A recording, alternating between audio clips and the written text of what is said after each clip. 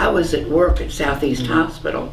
We could see out through the big picture window in the old hospital all this debris in the air, and it was coming down Perryville Road, or Perry Avenue, and we thought, oh, that must be a tornado, because everything was flying.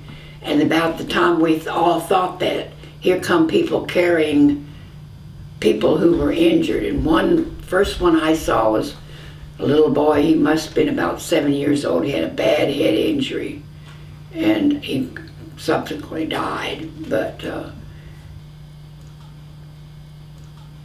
we worked. I think it was like, well, I had gone on duty at 3 o'clock in the afternoon. I think it was like 3 o'clock the next afternoon before I came home. We had so many injured people brought in. It was just really devastating. And it was bad. When I came home and finally got to bed, I had nightmares of seeing people coming in. And really was bad dreams for a while. The sky was a pale green, and we saw the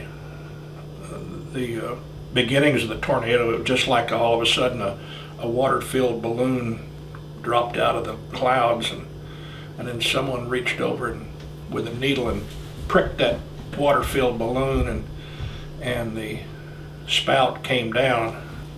It was just an interesting thing, you know. I didn't really realize at the time the capacity, the capability of this massive wind, what it could do, and of course we found out in short order especially when I saw those I guess they must have been, I don't know, 3,000 to 5,000 gallon fuel tanks just lifted up in the air and tossed around like a feather.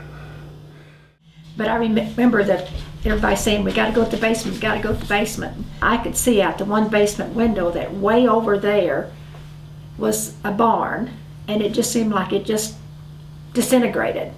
That was really scary.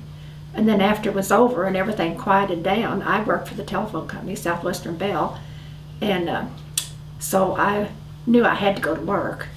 So Daddy took me down at the bottom of Broadway and Perry, and I had to walk the rest of the way to 800 Broadway.